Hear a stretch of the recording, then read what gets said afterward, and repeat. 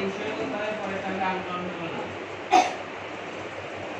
Uncountable নাউনের গুণে মাস বসে কারণ মাস শব্দটা আনকাউন্টেবল এখন আমরা মেনি ইউজ করব তখন আমাদের সেই হতে হবে পরেরটা হবে কাউন্টেবল আর মেনি মানে অনেক থেকে বলা যায় তাহলে হচ্ছে কাউন্টেবল মাস আর মেনি অর্থ একই পার্থক্য হচ্ছে একটা কাউন্টেবল আর একটা আনকাউন্টেবল তাহলে যখন আমরা এই লট অফ ইউজ করব অথবা লটস অফ ইউজ করব সেক্ষেত্রে আমরা খেয়াল করব এর পরেরটা হতে পারে কাউন্টেবল নাও হতে পারে uncountable now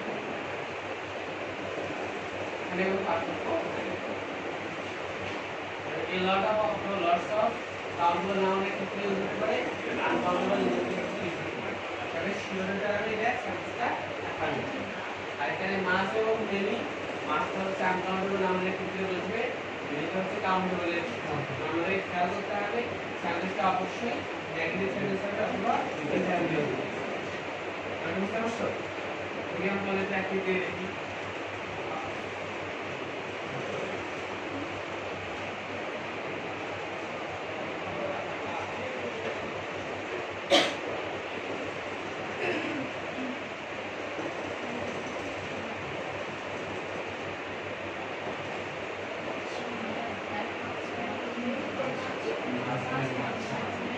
I don't have much money. তার মানিটা হচ্ছে আনকাউন্টেবল নাউন। কেন এটা আনকাউন্টেবল নাউন?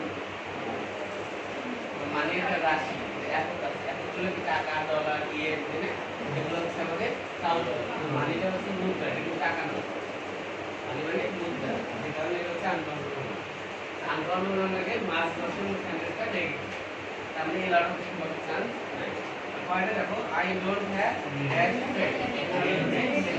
কারণ সেন্টেন্স হচ্ছে আমাদের নেগেটিভ নেগেটিভ সেন্টেন্সে মাস ফর্ম দিয়ে দেব এটা কাউন্টেবল নাউন যে কারণে আমরা মেনে নিই আর এটা শুনে যদি আমরা মিলাই লিখি